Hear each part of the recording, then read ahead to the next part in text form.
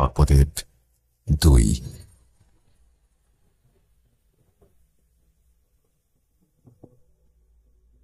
মধ্যরাত, কয়টা বাজে জানি না। সময়ের খেয়াল ছিল না আমার। শুধু এতটুকু জানতাম যে এখন মধ্যরাত। আমার বাসায় এখন আমি একমাত্র জীবিত সদস্য। কোথাও কেউ নেই। হঠাৎ ঘরের বাইরে একটা বাচ্চার দৌড়ানোর আওয়াজ আর খিলখিল হাসির শব্দ শুনে আমার কান যেন সাবধান হয়ে গেল। ভয় পাচ্ছিলাম না, কারণ আমার জীবনে হারাবার মতো কিছুই নেই। যদি কিছু থেকে থাকে তবে সেটা প্রাপ্তি, শয়তানকে শেষ করার প্রাপ্তি। আমি বিছানা ছেড়ে উঠে বসলাম। বাচ্চাটা তখনও দরজার বাইরে দৌড়াচ্ছে আর খিলখিল শব্দে হাসছে। আমি এবার বিছানা ছেড়ে দরজার কাছে গিয়ে দরজা খুলতেই কালো এক ধোঁয়া আমার সামনে এসে যেন আমার গলায় আঘাত করে। আমি পড়ে গেলাম মেঝেতে। লাল চোখা এক বাচ্চা মেয়ে আমার বুকের ওপরে বসে আমাকে বাতাসের আওয়াজে বলছে,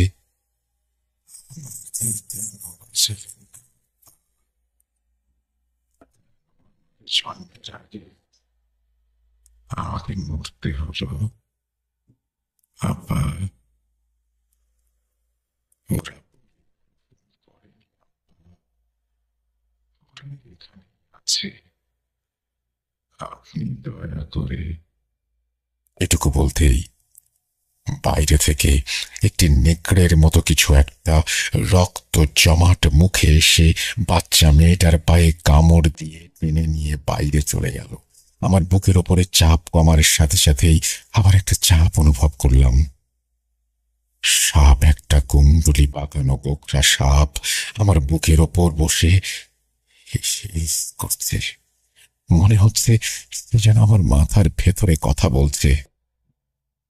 আমি আমার মাথায় শুনতে পেলাম, আমার পদমর্যাদা মনে আছে তো মুহাইমিন? নাকি ভুলে গেছিস? আর আসবি না, বারণ করলাম মুহাইমিন তোকে। এই বলে সে আমার বুক থেকে সরে যেতেই এই নেকড়ে এসে আমার গলায় সজোরে কামড় বসিয়ে দিল। আমি লাফ দিয়ে বিছানা থেকে উঠে দেখলাম, কোথায় সাপ, কোথায় নেকড়ে? স্বপ্ন দেখছিলাম। বাড়িতে বিদ্যুৎ ছিল না। বাহির থেকে কিছু একটার হালকা আলো দরজার নিচ দিয়ে ঢুকছিল। আমি স্পষ্ট দেখলাম কোনো সরীসৃপ হয়তো সেখান দিয়ে চলে গেল। হিস হিস শব্দ শুনলাম। সর্পদেব। মনে মনে ভাবলাম, হয়তো যুদ্ধের সময় কাছাকাছি।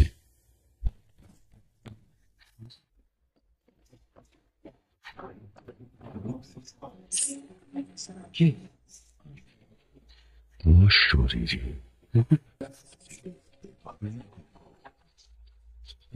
কাল ধরে শুনছ, শুনতে কি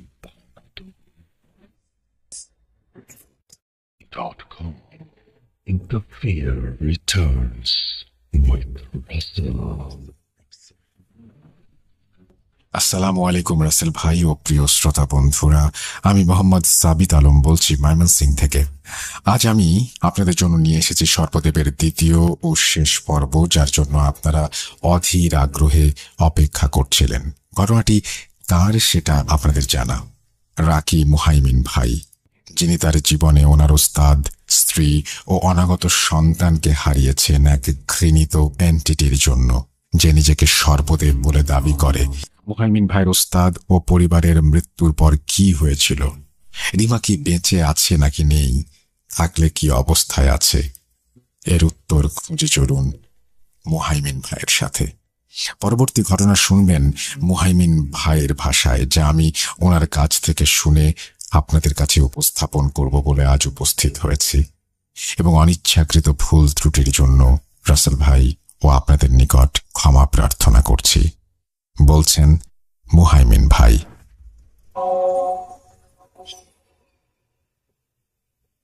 সাল 2020, আলিয়া মাদ্রাসা, ময়মনসিংহ। আমার উস্তাদ সেলিম হুজুরের বন্ধু জনাব জাহাঙ্গীর হুজুরের সাথে প্রথম সাক্ষাৎ। মাদ্রাসায় পৌঁছে আমি অফিস রুমে প্রবেশ করে জাহাঙ্গীর হুজুরের খোঁজ করতেই একজন বয়স্ক হুজুর আমাকে জিজ্ঞেস করেন, জাহাঙ্গীর হুজুরের সাথে কি কাজ তোমার? আমি ওনাকে বললাম, কি কাজ সেটা উনি ছাড়া আর কাউকে বলার এখতিয়ার আমার নেই, মাফ করবেন। জাহাঙ্গীর হুজুর কোথায়? ওনাকে দয়া করে একটু বলবেন যে আমাকে ওনার বন্ধু যশোরের সেলিম সাহেব পাঠিয়েছেন। উনি আমার কথা শুনে ইশারায় ওনাকে অনুসরণ করতে বললেন। আমি ওনার পিছু পিছু যেতে লাগলাম। একটি আবাসিক কামরায় নিয়ে গিয়ে উনি আমাকে বসতে দিলেন আর পানি খেতে দিলেন। আমি পানি খাবার সময় উনি বললেন আমি যেন একটু বসি আর উনি জাহাঙ্গীর হুজুরকে সাথে নিয়ে আসবেন। মোটামুটি প্রায় 30 মিনিট পর উনি ফিরে এলেন। আমি ওনার পেছনে কেউ আছে কিনা দেখার চেষ্টা করছিলাম। কাউকে দেখতে না পেয়ে ওনাকে জিজ্ঞেস করলাম, জাহাঙ্গীর হুজুর কোথায়? উনি বললেন, আমি জাহাঙ্গীর, সেলিমের বন্ধু। কোনো সমস্যা? সেলিম কেমন আছে? আমি ওনাকে সেলিম হুজুরের লিখা একটি চিঠি দিলাম। উনি বেশ কিছুক্ষণ সময় নিয়ে পড়লেন আর হঠাৎ আবেগী ও উত্তেজিত হয়ে জিজ্ঞাসা করলেন, সেলিম কি?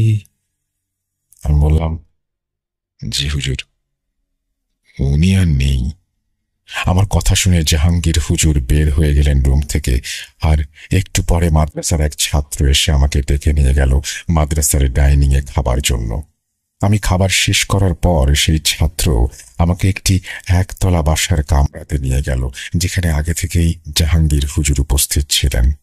উনি আমার কাছে এই সর্পদেবের কাহিনীর আদ্যপান্ত জানতে চাইলেন। ওনাকে শুরু থেকে শেষ অবধি সব খুলে বলি। উনি কিছুক্ষণ চুপ থেকে বললেন, এটা একজনের কাজ না মুহাইমিন, এটা কয়েকজন শয়তানের সম্মিলিত কাজ, আর তাদের এই কাজের নেতা হচ্ছে সেই সর্পদেব, যে চালাকি ও বিভ্রান্ত করে কথা বলে আমাদের সাথে আর আমাদের গুমরাহ করে। ওর সাথে বাকি যারা আছে তারা ওরই নির্দেশে বাকি 12 জন হুজুর বা কবিরাজদের মেরেছে, কিন্তু একটা মেয়ের জন্য এতখানি করবে ওরা? মনে তো হচ্ছে না।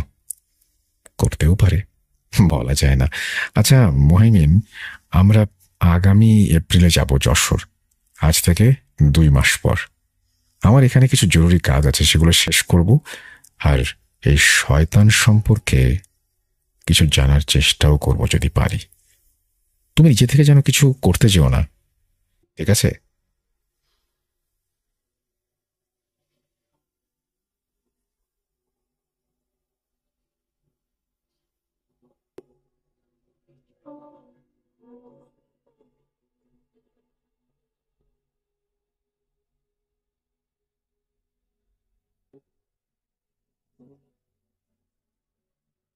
নিভে গেল।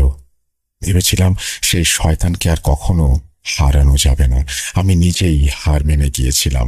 ভেবেছিলাম হুজুরা বোধহয় ভুলে যাবেন সব কাহিনী, কিন্তু 2022 সালে করোনার পরে আমি জাহাঙ্গীর হুজুরের ফোন পেয়ে অবাক হয়ে যাই। উনি ফোনে বললেন, প্রস্তুত থেকো মুহাইমিন, আমি কাল আসছি, পরশু যাব সেই মেয়ের বাসায়। কথা মতো হুজুর পরের দিন চলে এলেন যশোরে।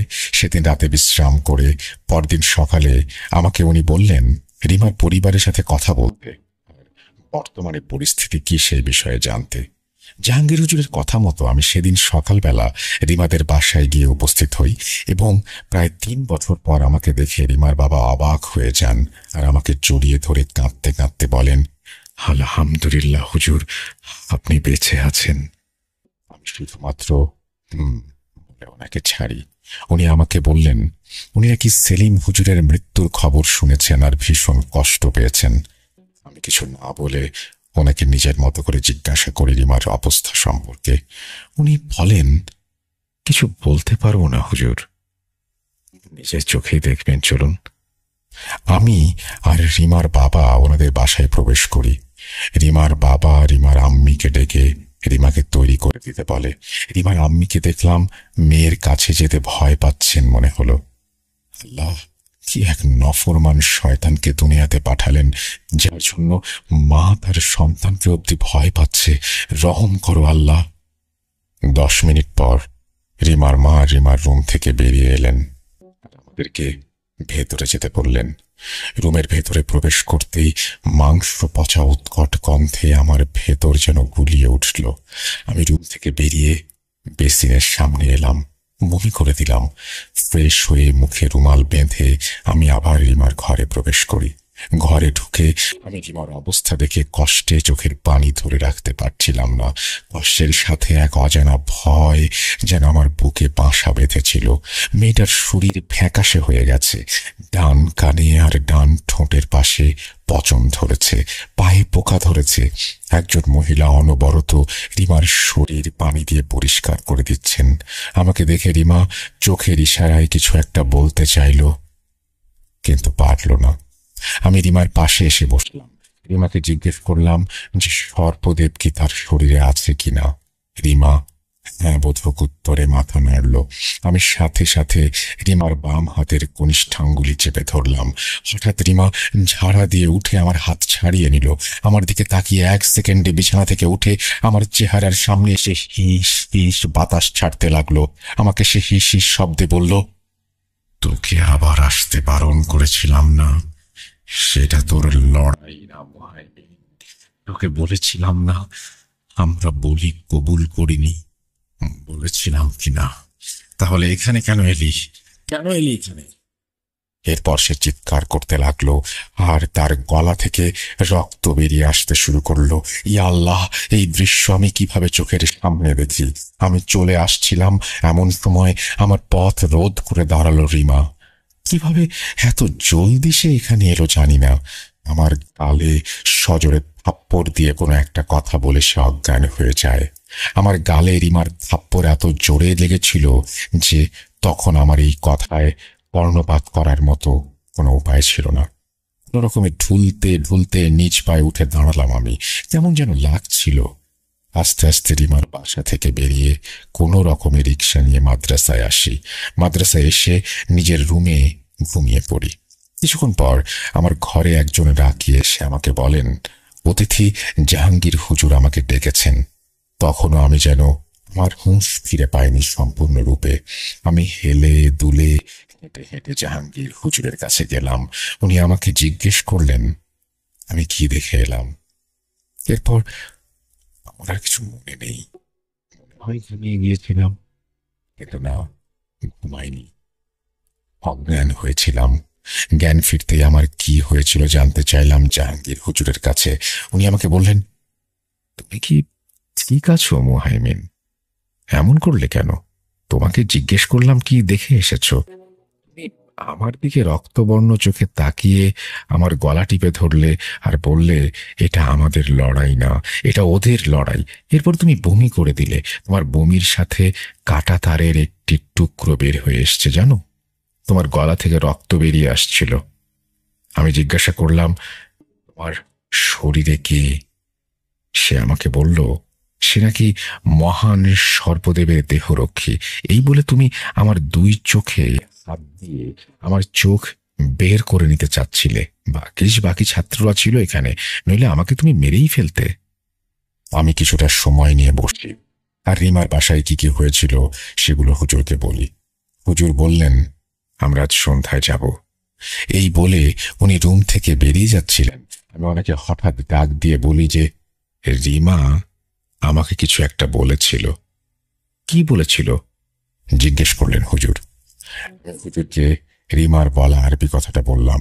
হুজুর বললেন, বলি স্বীকার করেনি মানে? কিসের বলি? আর তুমি যা বললে সেটার অর্থ জানো? এটার অর্থ হলো সেই ব্যক্তির মৃত্যু মানে তাদের জীবন। তারা এই বলি স্বীকার করেনি মানে বলি নেয়নি। মুহাইমিন, আমি নিশ্চিত এটা কালো জাদু।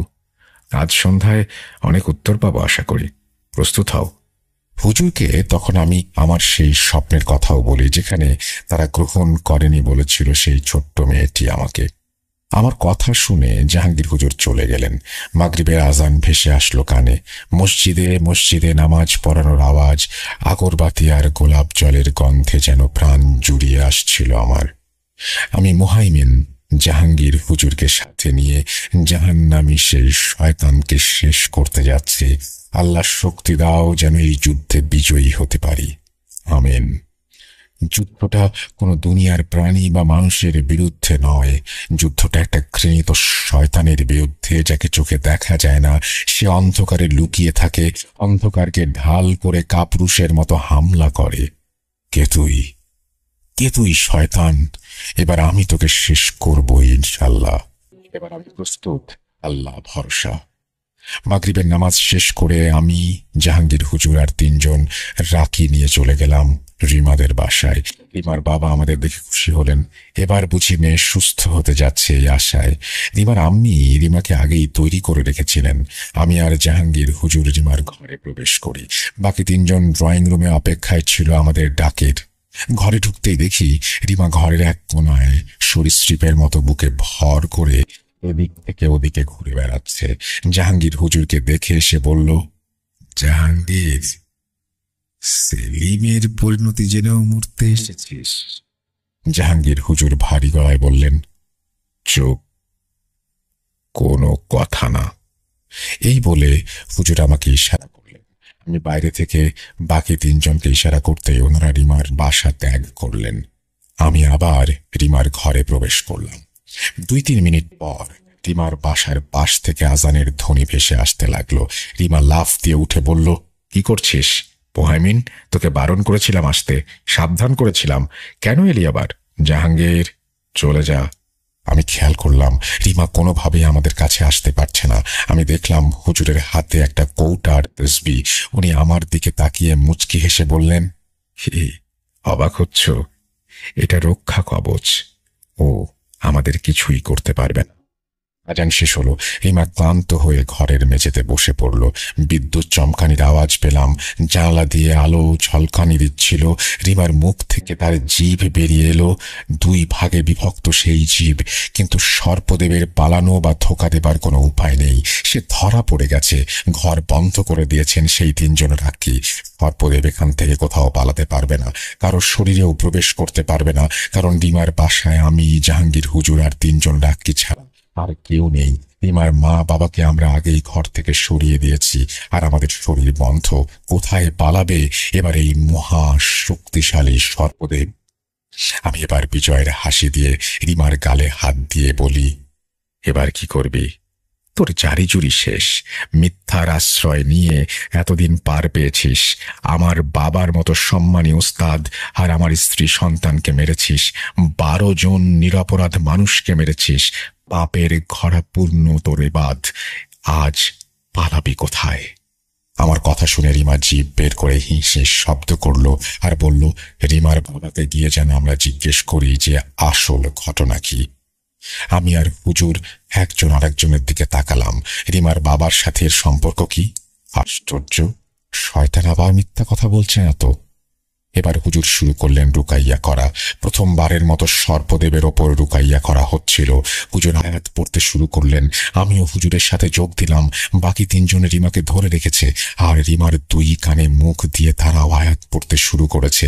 বাহির থেকে অজস্র কুকুর রুমের ভেতরে ঢোকার চেষ্টা করছিল, কিন্তু পারছিল না। এই বোধহয় সর্পদেবের সেনাবাহিনী।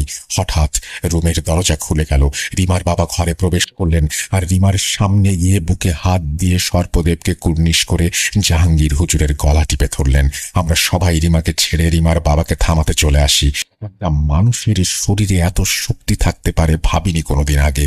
হুজুর প্রায় মরে যাবে, এমন অবস্থায় আমরা রিমার বাবাকে ছাড়াতে সক্ষম হই। এদিকে রিমা পিটকুটে হাসি দিয়ে হিস হিস কণ্ঠে বলতে লাগলো, তোরা আমাকে ধোকা দিবি? ঘর বন্ধ করেছিস, কিন্তু ভুল করেছিস কি জানিস? এই বোকা মা বাবার শরীর বন্ধ করিসনি। কত সহজ একে ধোকা দেয়া। দেখ, ওর বুক পকেটে হাত দিয়ে দেখ তো কিছু পাস কিনা। আমি রিমার বাবার বুক পকেটে হাত দিয়ে দেখি লোহার বড় একটা কিল। হায় আল্লাহ, ধোঁকা দিয়ে শয়তান ঘর বন্ধ নষ্ট করে ফেলেছে। আল্লাহ, এবার আমরা কি করব? সাথে সাথে জাহাঙ্গীর হুজুর নিজের তসবি রিমার গলায় পরিয়ে দিলেন। রিমা যেন পানি থেকে সদ্য বের হয়ে আনা মাছের মতো তরপাতে শুরু করলো। আমরা আমাদের সাথে তিনজন অনেক কষ্টে ঘর বন্ধ করলাম। হুজুরকে রিমা অন্যয় বিনয় করতে লাগলো সেই তসবি তার গলা থেকে সরানোর জন্য। হুজুর বললেন, এক শর্তে সরাবেন সেই তসবি, সব সত্যি বলতে হবে। যদি বলে তবেই হুজুর তসবি সরাবেন। এরপর সর্পদেব চলে গেল আসল কাহিনীতে। রিমার গলায়, আধো আধো বাতাসের গলায় সর্পদেব বলতে শুরু করলেন, আজ থেকে ৪৫ বছর আগের কথা। রিমার বাবা সর্পদেবকে আমন্ত্রণ জানায়। রিমার দাদি রিমার বাবাকে জন্ম দেওয়ার কিছুদিনের মাঝে মারা যান। রিমার দাদা ছিলেন দুই ভাই। রিমার দাদা ছিলেন বড় ভাই। রিমার দাদি মারা যাবার পর রিমার দাদা ভাই শোকে আর নেশায় মুখ থুবড়ে পড়েছিলেন। এদিকে ছোট ভাইয়ের সংসার সচ্ছল, 4 ছেলে ছোট ভাইয়ের। রিমার দাদার দাম কমতে থাকে বাসায় তার ঔদ্ধত্যপূর্ণ আচরণের জন্য। এদিকে দুই ভাইয়ের বাবা ছোট ভাইকে বেশি প্রাধান্য দেয়া শুরু করে। এই দেখে রিমার দাদা ঘটনাগুলো মেনে নিতে পারেননি। উনি গ্রামের এক নিষিদ্ধ বাড়িতে যান, একজন মহিলা কবিরাজের বাড়ি, যাকে বহু আগেই গ্রামের মানুষ এক ঘরে করে তাড়িয়ে দিয়েছিল গ্রাম থেকে বেশ কিছুটা দূরে। সেখানে গিয়ে রিমার বাবা এই ঘটনার সমাধান জানতে চান জাদুকরিনীর কাছে। মহিলা বলে সে এমন এক শক্তিকে আহ্বান জানাবে যে ছোট ভাইয়ের সংসার থেকে শুরু করে পরবর্তী প্রজন্মকে ধ্বংস করে দেবে, কিন্তু এর জন্য ওই মহিলার কিছু চাই। কি চাই? মহিলা জানায় রিমার দাদার মৃত্যুর পর তার শরীর যেন মহিলাকে দান করে দেয়া হয়। লিখিত দানপত্র থাকবে, এটাই ছিল বিষয়। আর পরিবারের প্রথম ছেলে সন্তানকে বলি দিতে হবে সেই শক্তিশালী শয়তানকে আহ্বান জানাতে।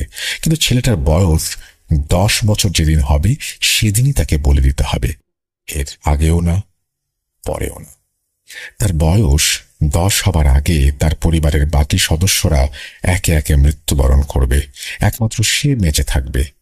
এদিকে শয়তানরাও তার কোনো ক্ষতি করতে পারবে না, কারণ সেই মহিলা পরিবারের বড় ছেলেদের জন্য 3টি তাবিজ দিয়েছিলেন যেন শয়তানরা পরিবারের বড় ছেলেদের কোনো ক্ষতি করতে না পারে।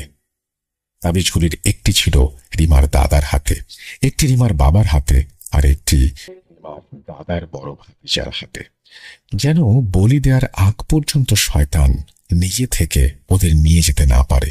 কিন্তু যদি বলি দেয়া না হয় তবে রিমার দাদার পরবর্তী প্রজন্ম এক ভয়াবহ অভিশাপের মুখোমুখি হবে, যে অভিশাপ তিলে তিলে সবাইকে শেষ করে দিবে। রিমার দাদা শর্ত মেনে নেয়। বাড়ি ফিরে লিখিত একটি দানপত্র বানিয়ে ফেলেন যেন মৃত্যুর পর তার শরীরের দায় দায়িত্ব সেই জাদুকরিনী মহিলা পাবেন। এরপর মহিলার কথা মতো সে তার ভাইয়ের প্রথম সন্তানের বয়স 10 হবার জন্য অপেক্ষা করতে থাকে, আর সেই ছেলেকে সে ছায়ার মতো পাহারায় রাখে আর তাকে সমস্ত বিপদ আপদ থেকে রক্ষা করতে থাকে। এর মাঝে একদিন খবর আসে রিমার দাদার ছোট ভাই মাছ ধরতে গিয়ে পুকুরের পানিতে জালে জড়িয়ে মারা যান। সবাই তখন এই মৃত্যুর কথা শুনে অবাক হয়ে যায়। গ্রামের সাঁতারু একটা ছেলে পুকুরে ডুবে কিভাবে মারা যায়?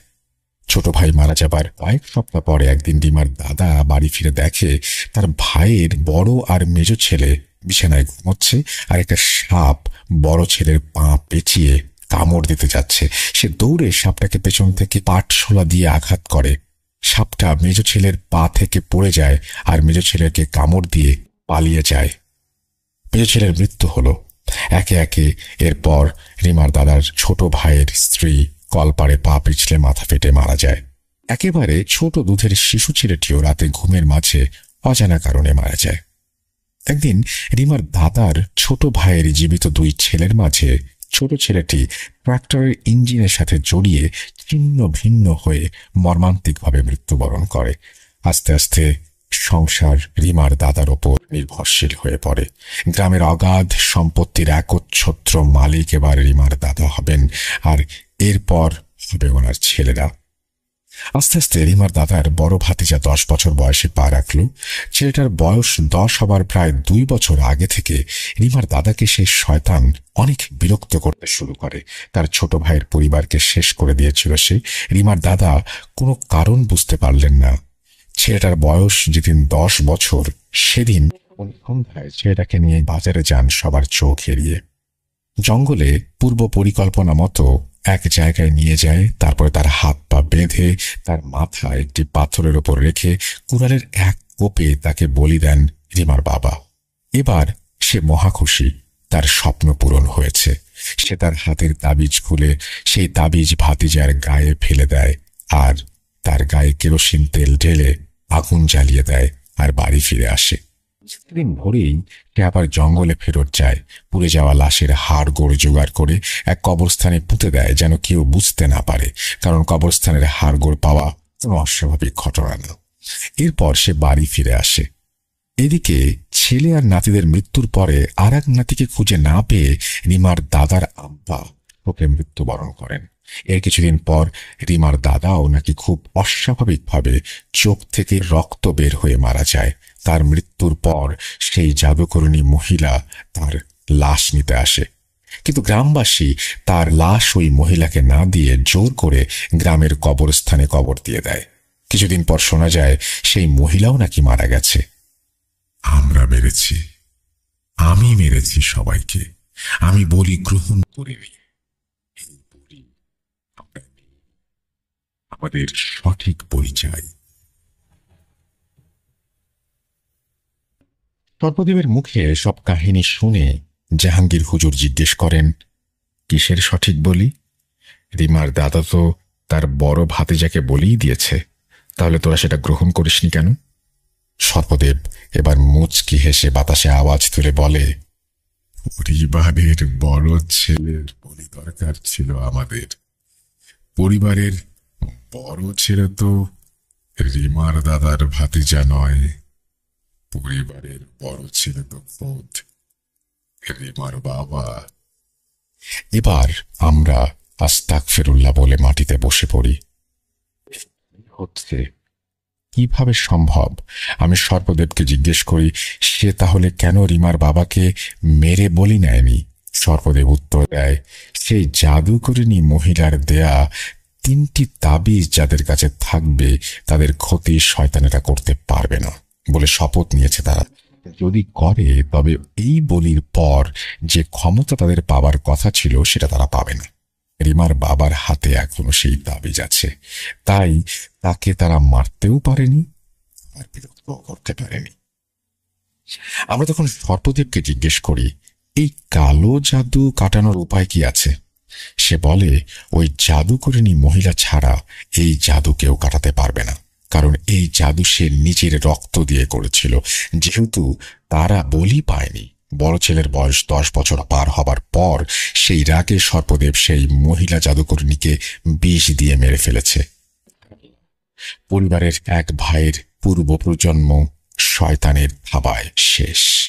পরবর্তী প্রজন্ম আসতেই পারেনি। একটা ব্লাড লাইনের সমাপ্তি ঘটে শুধুমাত্র জায়গা জমির কারণে। আল্লাহ কোন দুনিয়ায় আমাদের পাঠালেন? ওদিকে আরেক প্রজন্ম মরতে বসেছে।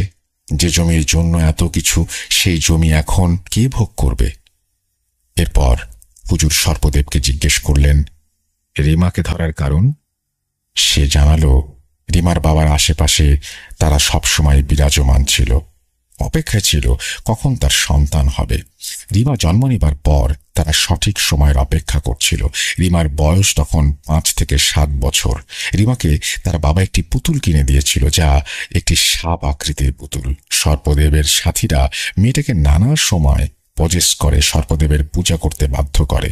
পূজা দিতে দিতে সর্পদেব তার শরীরের গন্ধ আর রক্তের সাথে মিশে যায়। রিমাকে কষ্ট দিয়ে তারা শুধুমাত্র রিমার বাবার হাত থেকে তাবিজ খোলার চেষ্টা করছিল। রিমা নাকি বহুবার তার বাবাকে বলেছে এটা কিসের তাবিজ। এই যুগে এসেও এসবে বিশ্বাস না করে রিমা তার বাবাকে সেই তাবিজ খুলতে বহুবার অনুরোধ করেছে, কিন্তু রিমার দাদা রিমার বাবাকে বলেছিল মৃত্যুর আগ পর্যন্ত সেই তাবিজ না খুলতে। রিমার বাবা তার বাবার কথা মেনে তাবিজ এখনো অব্দি ধারণ করে আছে। আমরা সবকিছু জেনে রুম থেকে বের হই।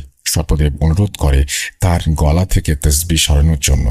হুজুর পাত্তা না দিয়ে রিমার অচেতন বাবা আর আমাদের নিয়ে বের হয়ে আসেন। রিমার মাকে বাসায় আনা হয়, রিমার বাবার জ্ঞান ফেরানো হয়। ওনাদের আমরা সব ঘটনা খুলে বলি। রিমার মা অঝরে কাঁদতে লাগলেন। রিমার বাবার গলা টিপে উনি বললেন, আপনার বাবা আর আপনার জন্য আমার মেয়ের আজকে এই অবস্থা।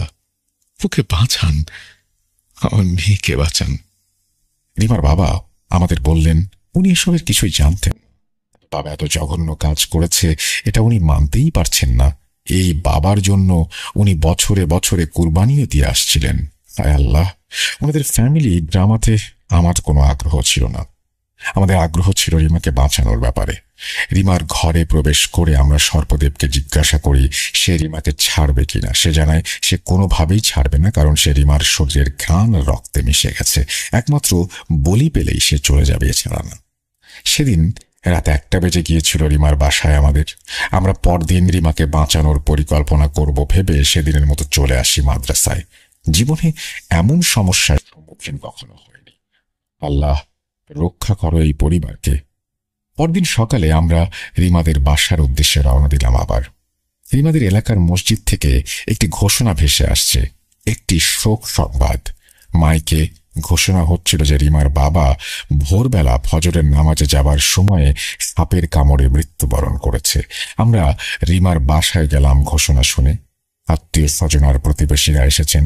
সন্ধ্যায় কবর দেয়া শেষ করে আমরা আবার রিমার বাসায় যাই রিমাকে দেখতে। সর্পদেব আর তার ভেতরে নেই, কিন্তু এই মেয়ে বাঁচানো যাবে না। শরীরে পচন ধরেছে, কে বাঁচাবে কে? রিমার মাকে আমরা জিজ্ঞেস করলাম, রিমার বাবা কি সেই তাবিজ খুলে ফেলেছিল? উনি জানলেন সকালে উঠে উনি বেড সাইড টেবিলের ওপর রিমার বাবার একটা চিঠি পান। চিঠিতে লেখা ছিল সর্পদেবের সাথে উনি একটি চুক্তি করেছেন, উনি তাবিজ খুলে ফেলবেন, বিনিময়ে আমাদের মেয়েকে যেন মুক্তি দেয়া হয়। সর্পদেব রাজি হয়েছিল। এমনই লেখা চিঠির ভাঁজে তাবিজটাও ছিল। সে আল্লাহ, মেয়ের জন্য বাবার কুরবানি। যাই হোক, আমাদের আর কিছু করার ছিল না। আমরা রিমার মাকে সমবেদনা জানিয়ে মাদ্রাসায় চলে আসলাম। পরদিন জাহাঙ্গীর হুজুর সেলিম হুজুরের কবর জিয়ারত করতে যান এবং সেখান থেকে ময়মনসিংহে চলে আসবেন বলে জানান। আমিও আমার মতো মাদ্রাসার কাজ অব্যাহত রাখি। 15-20 দিন পর জানতে পারি রিমা নাকি মারা গেছে কিছুদিন আগে। আর যাইনি রিমাদের বাসায়। কেনই বা যাব? কি বা সান্ত্বনা দিতে পারি আমি রিমার মাকে, যে মহিলা হারিয়েছেন তার স্বামীকে, তার সন্তানকে? আল্লাহ রহম করুন। ভাই, ঘটনা তো শেষ, সব এখানেই শেষ। কিন্তু গত 1 মাস যাবৎ আমি রাতে ঘুমাতে গেলেই সেই সর্পদেবের হিস আওয়াজ কানে আসে। আমি শুনতে পাই সেই বাচ্চা মেয়েটাকে দেখি স্বপ্নে। ও বলে এবার নাকি আমার পালা। এই বিষয় জানাতেই আজ আমি জাহাঙ্গীর হুজুরের কাছে এসেছি। আসার আগে ওনাকে ফোন করেছি, ফোনটা বন্ধ, তাই আজ সরাসরি এসেছি। কিন্তু এসে শুনেছি 2 মাস আগে উনি বার্ধক্যজনিত কারণে মৃত্যুবরণ করেছেন। ইন্না লিল্লাহি ওয়া ইন্না ইলাইহি রাজিউন।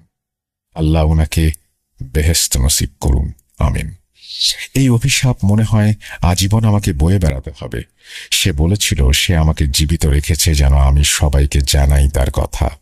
এও বলেছিল যে আমাকে সে কোনোদিন ছাড়বে না। এরপর আবারও যদি কোনোদিন সর্পদেবের দেখা পাই, সেদিন না হয় আপনাকে খুঁজে বের করব এবং জানাবো। আল্লাহ হাফেজ। এই বলে মুহাইমিন ভাই ওনার ঘটনা শেষ করে উঠে পড়েন। ওনার জীবনের ঘটনা আমাকে অনেক ভাবিয়েছে। সত্যি বলতে ভয়ও পেয়েছি আমি এই ঘটনা কোনো অবস্থাতেই লিখতে চাচ্ছিলাম না, আমার ইচ্ছে করেনি। হয়তো ভয়, অজানা এক ভয়, জানি না কিসের ভয় বা কেন সেই ভয়। শুধু এতটুকু জানি যে আপনাদের জন্য আমি লিখছি মুহাইমিন ভাইয়ের জীবনের ঘটনাটি। যদি একটুও ভালো লেগে থাকে আপনাদের, তাহলে মন থেকে ধন্যবাদ জানাই শোনার জন্য। আর যদি ভালো না লাগে, তবে আপনাদের মূল্যবান সময় নষ্ট করার জন্য আমি ক্ষমা প্রার্থী। আবারও কথা হবে নতুন কোনো সপ্তাহে নতুন কোনো ঘটনা নিয়ে। ততদিন পর্যন্ত ভালো থাকুন, সুস্থ। আশা করছি আজকের ঘটনাটি আপনাদের ভালো লাগবে। আর আমাদের চ্যানেলটি থেকে যে কোনো নোটিফিকেশন পেতে আমাদের সাবস্ক্রাইব করুন এবং বেল আইকনটি টিপে দিতে অবশ্যই ভুলবেন না। পৃথিবীর মায়াজালে আটকে পড়া একজন মানুষ, তার জীবনে টাকা পয়সা ধন সম্পত্তি কি সব? এর কাছে দুনিয়ার বাকি সবকিছুই কি নশ্বর? হয়তো তাই। কিছু মানুষের জীবনে হয়তো এটাই সত্য। যদি তা নাই হয়, সম্পত্তির লোভে একজন মানুষ নির্মম জঘন্যতম অপরাধের আশ্রয় নিয়ে অন্যের জীবন বিপন্ন করতে পারে। আমার জানা নেই, সত্যি জানা নেই। 31 ডিসেম্বর 2021, এপিসোড 99। মনে আছে হাসান নামের ছেলেটির জীবনে ঘটে যাওয়া হৃদয় বিদারক সেই ঘটনার কথা? আজ সেই হাসান ভাইয়ের সংগ্রহ করা একটি ঘটনা নিয়ে আবারও আপনাদের সামনে হাজির হয়েছি আমি, মুস্তফা আলম রোমান। আসসালামু আলাইকুম রাসেল ভাই এবং প্রিয় শ্রোতা, আশা করছি আপনারা সবাই ভালো আছেন, সুস্থ আছেন। আমি যে ঘটনাটি শেয়ার করতে চলেছি সেটা আমাদেরই একজন লিসেনারের কাছ থেকে শোনা। ওনার নাম মোহাম্মদ বোরহান আহমেদ এবং উনি বর্তমানে সৌদি আরব প্রবাসী। বোরহান ভাইয়ের সংগ্রহ করা কিছু ঘটনা ইতিপূর্বে আপনারা শুনেছেন, যার মধ্যে বন্ধু হাসানের জীবনের ঘটে যাওয়া মহিলা জিনের প্রতিশোধ ঘটনাটি অন্যতম। আজ সেই হাসান ভাইয়ের সংগ্রহ করা একটি ঘটনা বোরহান ভাই এবং আমার মাধ্যমে আপনাদের সামনে তুলে ধরার অনুরোধ জানিয়েছেন। যাই হোক, সময় নষ্ট না করে সরাসরি ঘটনায় যাওয়া যাক। ঘটনাটি বোরহান ভাইয়ের মতো করেই উপস্থাপন করার চেষ্টা করছি।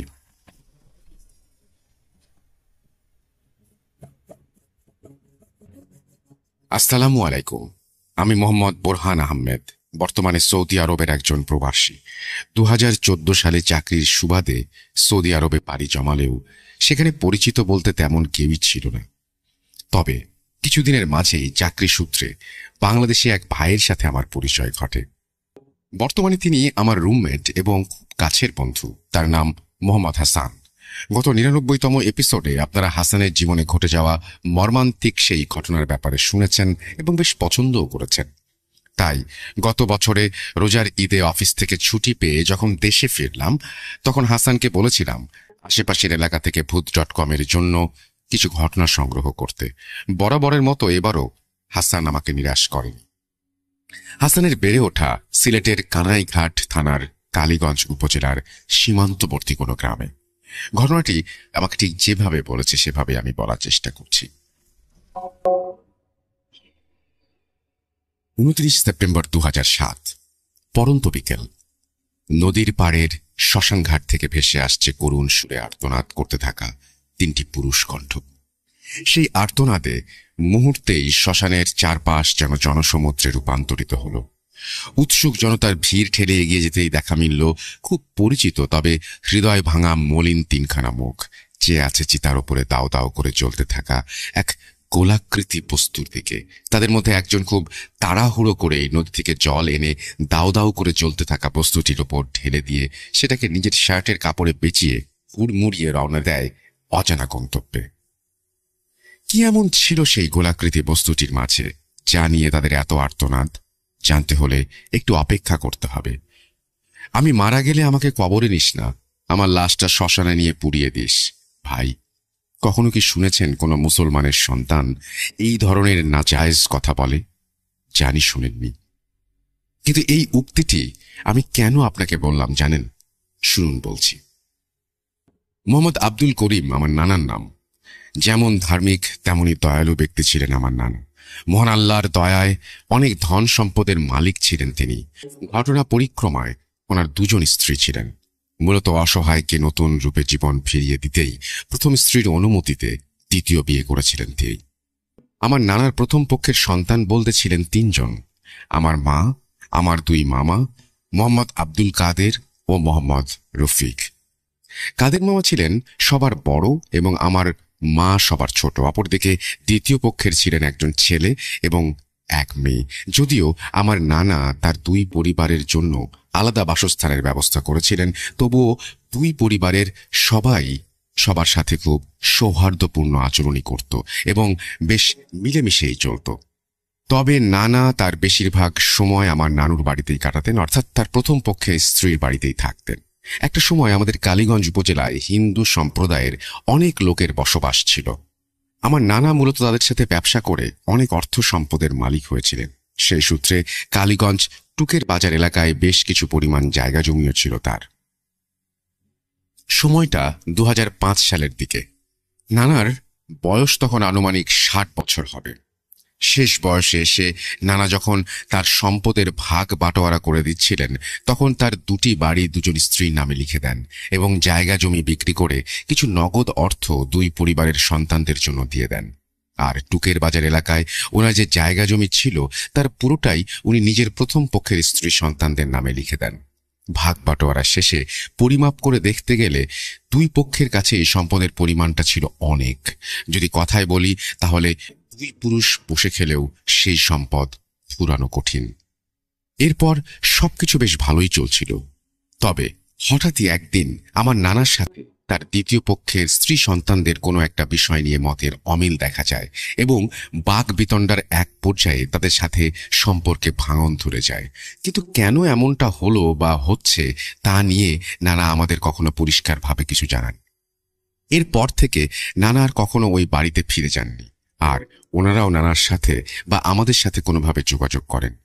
একটা সময় আমরা জানতে পারি তারা তাদের পূর্ব বাড়ি এবং জায়গা জমি বিক্রি করে সিলেটের বিয়ানীবাজার থানার অন্তর্গত চরখাই ইউনিয়নের কোনো এক জায়গায় বাড়ি ভাড়া করে থাকছিলেন। এভাবে প্রায় 2 বছর পেরিয়ে যায়, আমরাও সবকিছু ভুলে যাই। এদিকে আমার ছোট মামা রফিক পড়াশোনা এবং চাকরির জন্য লন্ডনে পাড়ি জমান এবং বড় মামা কাদের তার বাবার সাথে টুকের বাজার এলাকায় কনস্ট্রাকশনের জিনিসপত্র অর্থাৎ রড সিমেন্টের দোকান দিয়ে ব্যবসা শুরু করেন। সবকিছু বেশ ভালোভাবেই চলতে থাকে। সে সময় কালীগঞ্জ এলাকায় হিন্দু সম্প্রদায়ের লোকের পরিমাণ বেশি হলেও সরকারিভাবে সেখানে একটা মসজিদ নির্মাণ করা হয়েছিল। নানা প্রতিদিনই সেই মসজিদে 5 ওয়াক্ত নামাজ আদায়ের চেষ্টা করতেন। একদিন মাগরিবের সময় নানা তার কর্মচারীদের ওপর দোকানের দায়িত্ব দিয়ে মসজিদে যান নামাজের জন্য। ওই দিন আমার বড় মামা কোনো একটা কাজে পাশের এলাকায় গিয়েছিলেন, কিন্তু মাগরিবের পরপরই তিনি দোকানে ফিরে আসেন। দোকানে এসে নানাকে দেখতে না পেয়ে কর্মচারীদের জিজ্ঞেস করলে তারা বলেন, মহাজন মহাজন নামাজে গেছেন, আজ মসজিদে একটা মিলাদ আছে, তাই হয়তো দেরি হচ্ছে। কর্মচারীদের কথা শুনে মামা বলেন তার শরীরটা আজ একটু খারাপ, তাই তিনি বাড়ি ফিরে যাচ্ছেন। এশার নামাজের পর যেন তারা দোকান বন্ধ করে নানাকে বাড়ি পৌঁছে দিয়ে যায়। এই বলে মামা দোকান থেকে বাড়ি ফিরে আসেন। কিন্তু এশার সময় পেরিয়ে যায়, রাত বেড়ে যায়, নানা বাড়ি ফিরছিলেন না। দোকানে খদ্দের বেশি ভেবে মামা আরেকটু অপেক্ষা করতে থাকেন, কিন্তু হঠাৎই দুজন জেলে চিৎকার চেঁচামেচি করতে করতে মামাদের বাড়ির দিকে ছুটে আসেন। মামা তাদের চিৎকার চেঁচামেচির কারণ জিজ্ঞেস করলে তারা বলেন, কাদের, তোমার আব্বার অবস্থা খুব খারাপ। গ্রামের কিছু লোক মিলে তোমার আব্বাকে ধরাধরি করে কালীগঞ্জ বাজারে একজন ডাক্তারের কাছে নিয়ে গেছে, তোমরা তাড়াতাড়ি ওখানে যাও। জেলে দুজনের কথা শুনে বাড়ির সবার মাথায় যেন আকাশ ভেঙে পড়ল। সুস্থ সবল একজন মানুষ হঠাৎ করে অসুস্থ হয়ে পড়লেন কিভাবে, এই কথাটাই যেন কেউ ভেবে পাচ্ছিল না। এরপর সবাই তাড়াহুড়ো করে বাড়ি থেকে বেরিয়ে ডাক্তারের চেম্বারে পৌঁছে যেন আঁতকে উঠলেন। নানার পুরো শরীর রক্তাক্ত, মনে হচ্ছিল কেউ যেন তার ওপর নিজের রাগ মেটানোর জন্য নির্মমভাবে লাঠি বা শক্ত কিছু দিয়ে আঘাত করে পুরো শরীর রক্তাক্ত করে দিয়েছে। ওই দিন নানা এতটাই আঘাতপ্রাপ্ত হয়েছিলেন যে খুব কষ্ট করেও একটা কথা বলতে পারছিলেন না। ডাক্তারের কাছ থেকে প্রাথমিক চিকিৎসা নেবার পর নানাকে বাড়িতে ফিরিয়ে নিয়ে আসা হয়। বেশ কিছুদিন শয্যাশায়ী অবস্থায় বাড়িতেই চিকিৎসা নেওয়ার পর নানা কিছুটা সুস্থ হতে শুরু করেন। নানাকে সুস্থ অবস্থায় দেখে কাদের মামা তাকে জিজ্ঞেস করেন ঠিক কি হয়েছিল সেই রাতে, আর কেই বা এমন করেছিল তার সাথে। এরপর নানা যা বলেন তা শুনলে স্বাভাবিকভাবেই একজন মানুষের লোম দাঁড়িয়ে যাবে। তিনি বলেন, আমি যখন মাগরিবের নামাজ শেষে মিলাদ পড়িয়ে দোকানের দিকে ফিরছিলাম, মসজিদ পার হয়ে হাতের দক্ষিণ পাশে বাজারের দিকে রাস্তায় বেশ কয়েকটা হিন্দু বাড়ি আছে, আর ওখানেই আছে একটি কালী মন্দির। হিন্দু বাড়ি পেরিয়ে মন্দিরের কাছাকাছি যেতেই হঠাৎ করে আমার শরীরের ভেতরে একটা কাঁপুনি দিয়ে ওঠে। আমি নিজেকে সামাল দিয়ে সামনে তাকাতেই দেখি আমার সামনে লম্বা কিছু একটা দাঁড়িয়ে আছে। অন্ধকারে আমি জিনিসটা আসলে কি তা স্পষ্টভাবে বুঝতে পারছিলাম না। প্রথমে ভেবেছিলাম পরিচিত কেউ, তাই হয়তো আমায় দেখে দাঁড়িয়ে পড়েছে, কিন্তু পরক্ষণেই ওনার পরিচয় জানতে চাইলে আমি সামনের দিক থেকে সজোরে একটা ধাক্কা অনুভব করি। ওই ধাক্কায় আমি প্রায় 3-4 কদম দূরে ছিটকে পড়ি। এরপর সেই আবছা অবয়বটা যেন অন্ধকারের মাঝে আরো ঘন কালো অন্ধকারে রূপ নিতে থাকে, আমার দিকে এগিয়ে আসে আর আমার বুকের ওপরে এক পা রেখে এলো পাথারি ভাবে চোখ মুখ সহ শরীরে আঘাত করতে থাকে। ব্যথায় যন্ত্রণায় ছটফট করতে করতে আমি নিস্তেজ হয়ে পড়ছিলাম। ঠিক সেই মুহূর্তে এক অজানা শক্তি আমার মধ্যে জাগ্রত হতে শুরু করে আর আমি চিৎকার দিয়ে বলে উঠি, আল্লাহ রক্ষা করো আমায়। এরপর আমার আর কিছু মনে নেই। যখন জ্ঞান ফেরে তখন আমি বাজারের ওই ডাক্তারের চেম্বারে। শুনেছি আমার চিৎকার শুনে হিন্দু বাড়ির লোকেরা আর জেলে দুজন আমাকে ধরাধরি করে ওখানে নিয়ে গেছে। ওরা না থাকলে হয়তো কালো অবয়বটা আমাকে ওই রাতে মেরেই ফেলতো। নানার কথা শুনে বাড়ির সবাই যেন বাকরুদ্ধ হয়ে গিয়েছিল। শুধু তাই নয়, বাড়িতে যারা কাজের লোক ছিল তারাও ঘটনাটি শুনেছিল, আর হয়তো তাদের মধ্যেও পুরো গ্রামের লোকদের কাছে ঘটনাটি ছড়িয়ে পড়েছিল। এরপর একে একে অনেক মানুষ নানার খোঁজ নিতে আসতেন আর দ্রুত সুস্থ হয়ে টোটকা দিয়ে যেতেন। গ্রামের মানুষ নানাকে যেমন ভালোবাসতেন তেমনি শ্রদ্ধা করতেন। হিন্দু মুসলিম নির্বিশেষে সবার কাছেই তিনি ছিলেন খুব প্রিয় একজন ব্যক্তি। এভাবেই বেশ কিছুদিন কেটে যায় আর নানাও ধীরে ধীরে সুস্থ হতে শুরু করেন। কিন্তু কিছুদিন পরেই দেখা দেয় নতুন বিপত্তির। একদিন রাতে কাদের মামা ওয়াশরুমে যাওয়ার জন্য বিছানা ছেড়ে উঠতেই শুনতে পান বাড়ির উঠোনে সশব্দে কেউ হাঁটাচলা করছে, কিন্তু উনি দরজা খুলে উঠোনে গিয়ে কাউকে দেখতে পান না। হয়তো বিড়াল কুকুর বা কিছু একটা এসেছিল এটা ভাবেন। তারপর তিনি কাজ শেষে আবার ঘরে ফিরে যান। কিছুক্ষণ পর শব্দটা যেন আরো স্পষ্টভাবে আসতে থাকে, তবে এবার মনে হচ্ছিল শব্দটা বাড়ির চারপাশ থেকে আসছে আর কোনো মানুষ পুরো বাড়ির চারপাশে দৌড়ে বেড়াচ্ছে। কিন্তু এটা কিভাবে সম্ভব? বাড়ির চারপাশে তো উঁচু করে দেয়াল দেয়া আর তারকাটা দিয়ে ঘেরা, সাধারণ কোনো মানুষের পক্ষে ওটা পার করে আসা সম্ভব নয়। আর চোর হলেও তো এত শব্দ করে পুরো বাড়ির চারপাশে দৌড়াতে পারবে না। মামা আবারও দরজা খুলে বাইরে বেরিয়ে আসেন, কিন্তু এবারও কাউকে দেখতে পান না। ওই রাতে মামা বিষয়টি কাউকে জানাননি।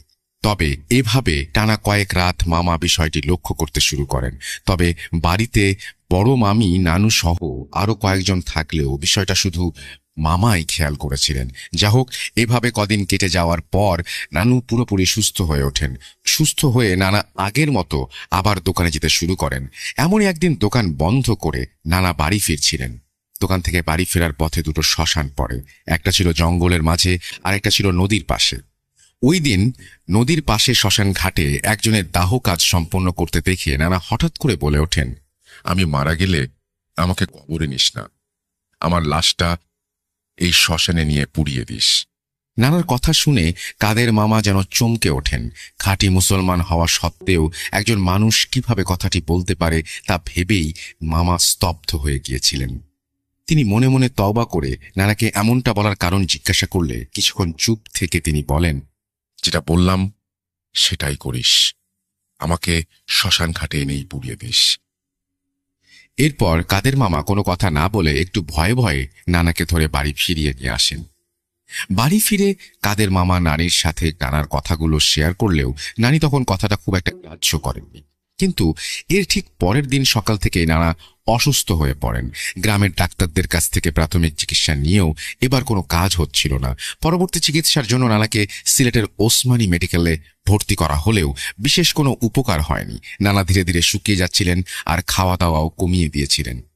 দুর্বলতার কারণে ঠিকমতো হাঁটাচলা করতে পারছিলেন না তিনি। দিন দিন অবস্থার অবনতি হতে থাকায় কাদের মামা তার ছোট ভাই রফিকের সাথে যোগাযোগ করেন এবং তাকে লন্ডন থেকে দেশে ফিরে আসতে বলেন। রফিক মামাও বিভিন্ন মাধ্যমে যোগাযোগ করে 2 সপ্তাহের মাঝে দেশে ফিরে আসেন। কিন্তু এই সময়ের মাঝে নানা আরও অসুস্থ হয়ে পড়েন। তাকে ঢাকা মেডিকেলে নিয়ে গেলেও সেখানেও ডাক্তাররা তার কোনো রোগ শনাক্ত করতে পারেননি। মাত্র 2 মাসে নানার শরীরের অবস্থা এতটাই খারাপ হয়ে গিয়েছিল যা বলার মতো না। তাকে দেখে মনে হচ্ছিল যে বহু বছর যাবৎ কোনো রোগে আক্রান্ত হয়ে চিকিৎসাহীনতায় ভুগে শরীরের এমন হাল বানিয়েছেন। একটা সময় ডাক্তাররা প্রায় সব আশা ছেড়ে দিয়ে বলেন, ওনার বয়স হয়ে গিয়েছে, তাই বার্ধক্যের কোনো রোগ দেখা দিয়েছে। আপনারা ওনাকে বাড়ি ফিরিয়ে নিয়ে যান এবং ভালোভাবে দেখাশোনা করুন, ওনার ইচ্ছেগুলো পূরণের চেষ্টা করুন। এরপর নানাকে ঢাকা মেডিকেলে ফিরিয়ে নিয়ে আসা হয়। কিন্তু ওই 2 মাসের মধ্যে নানা শুধু একটা কথাই বলতেন, শোন, তোদের উদ্দেশ্যে আমার একটাই কথা, আমি মারা গেলে আমাকে শ্মশানে নিয়ে পুড়িয়ে দিস। নানার কাছ থেকে বারবার একই কথা শুনতে শুনতে একটা সময় ছোট মামা বড় মামার সাথে আলোচনা করে বাড়িতে একজন হুজুর নিয়ে আসার কথা চিন্তা করেন। বড় মামাও এই বিষয়ে সম্মতি জানান। তাই পরদিন বিকেলেই টুকের বাজার জামে মসজিদের হুজুর সাহেবকে বাড়িতে নিয়ে আসা হয়। ইমাম সাহেব এসে নানাকে ঝাড়ফুঁক করে বিষয়গুলো বোঝার চেষ্টা করেন, কিন্তু তিনিও কিছু বুঝতে পারেন না। বরং বলেন, ওনার মতো একজন ধর্মভীরু এবং সৎ মানুষের সাথে কে এমন শত্রুতা করবে, আর শেষ বয়সে কেই বা তার ক্ষতি করতে চাইবে। এরপর আরো কিছু কথা বলে ইমাম সাহেব বিদায় নেন। ওই রাতে বাড়িতে ঘটে এক অদ্ভুত ঘটনা। হঠাৎ করে মাঝরাতে টিনের চালে প্রচন্ড পরিমাণে ঢিল পড়তে শুরু করে। বাড়ির সবাই নিজ নিজ ঘর থেকে বাইরে বেরিয়ে এসে মাটিতে কেন ঢিল পড়ছে দেখতে থাকেন, কিন্তু তখনও অনবরত টিনের চালে ঢিল পড়েই যাচ্ছে।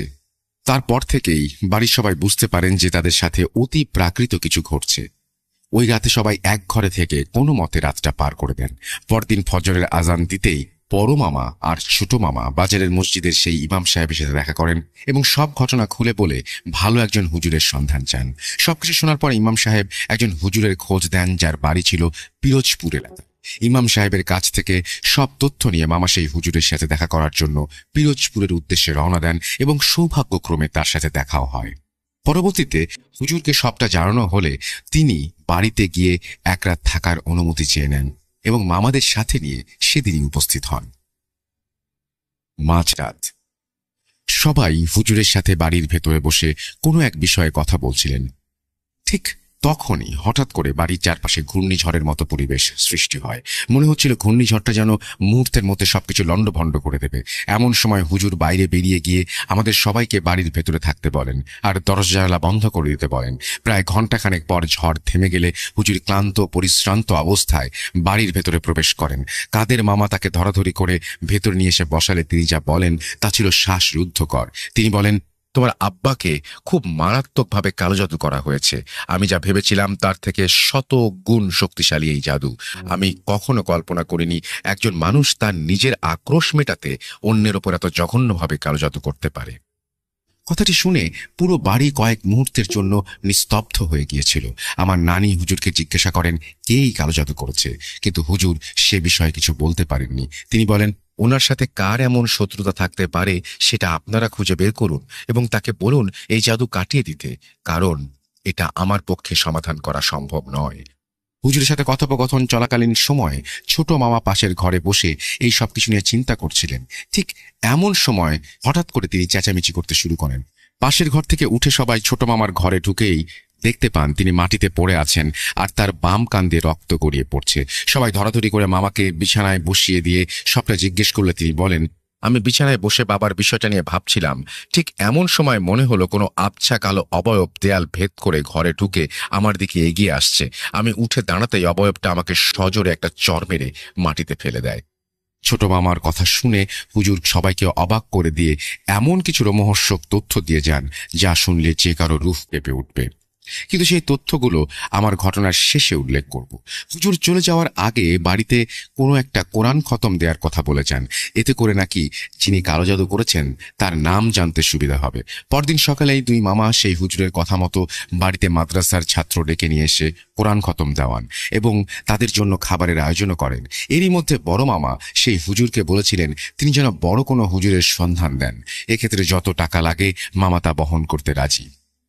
কোরআন খতম দেওয়ার ঠিক পর মুহূর্তেই সেই হুজুর তার গুরুকে নিয়ে বাড়িতে উপস্থিত হন।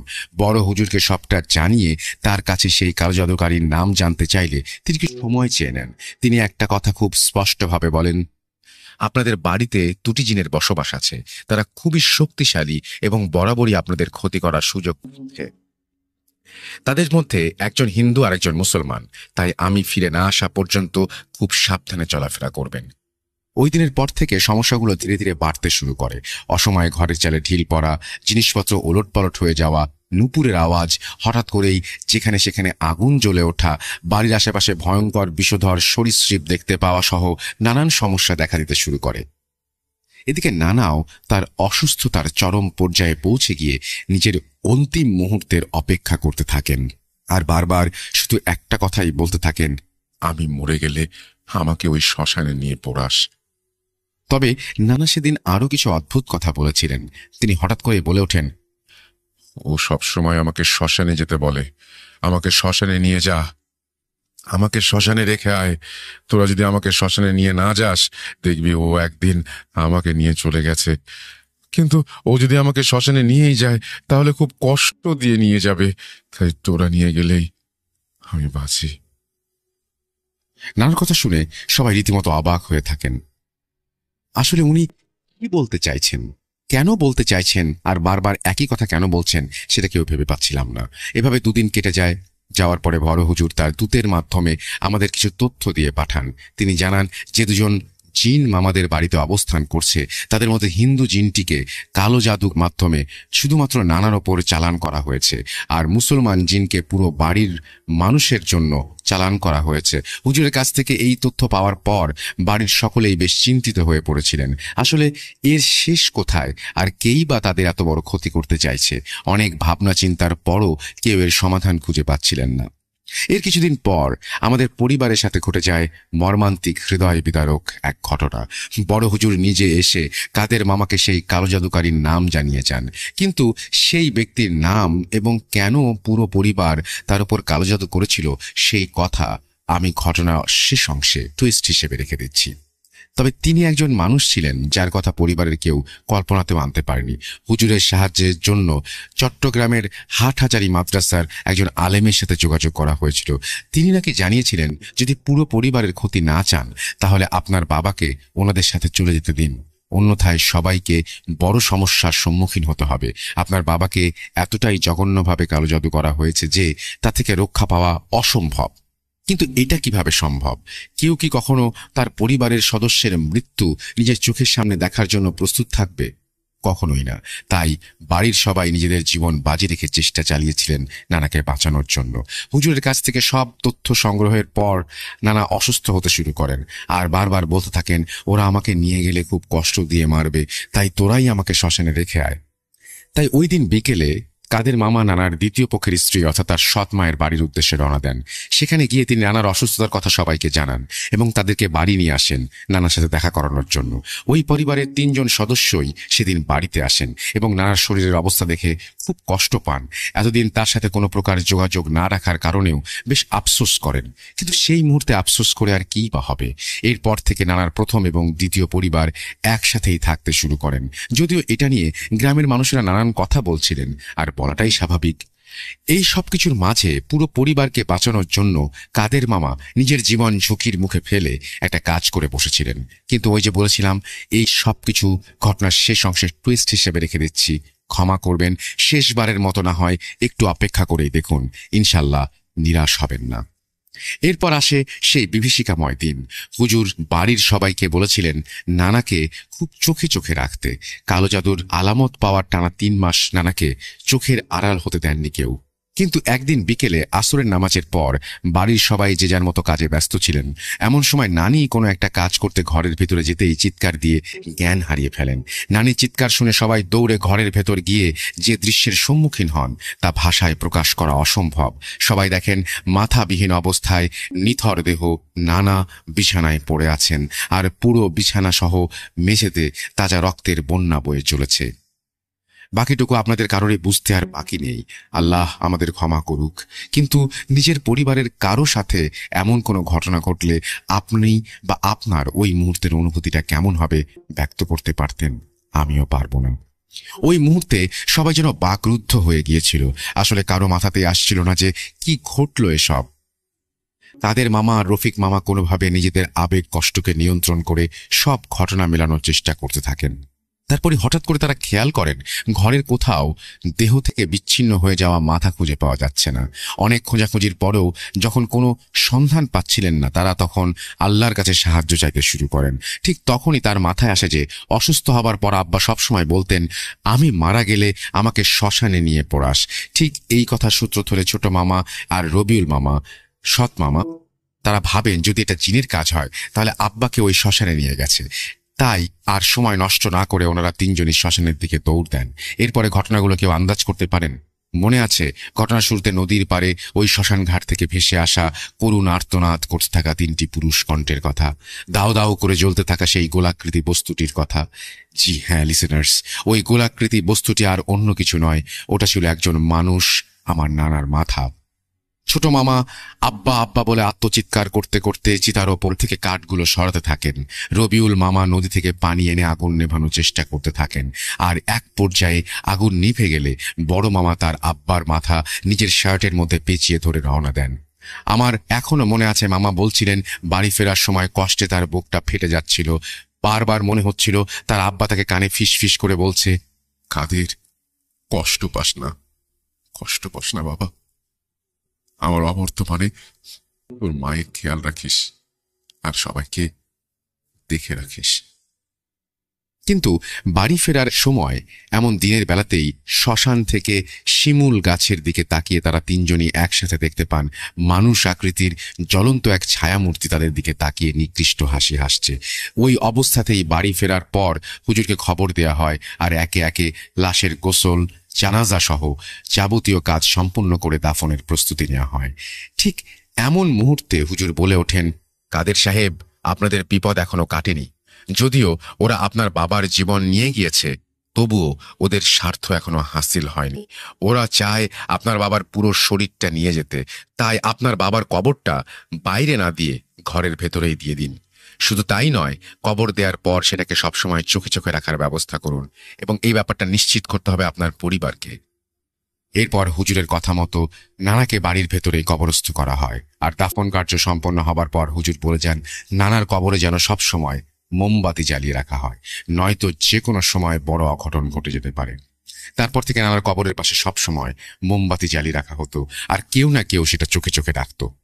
বিশেষ করে নানার দ্বিতীয় স্ত্রী সব সময় সেই কবরের পাশে বসে পাহারা দিতেন। সেই সময় আমাদের পরিবারের সাথে ঘটে যাওয়া মর্মান্তিক ঘটনা পুরো গ্রামবাসীর মাঝে আতঙ্কের সৃষ্টি করেছিল। এই ঘটনা জানার পর থেকে তারা কেউই আমার মামার বাড়িতে যেতেন না। বিকেল হলেই মানুষজন বাড়ির পাশ দিয়ে চলাচল বন্ধ করে দিতেন। এইভাবেই কেটে যায় বেশ কয়েকটা মাস। কিন্তু কি ঘটেছিল তারপরে? কালো জাদুর প্রভাবগুলো কি আস্তে আস্তে কেটে গিয়েছিল, নাকি জন্ম দিয়েছিল নতুন কোনো ঘটনার?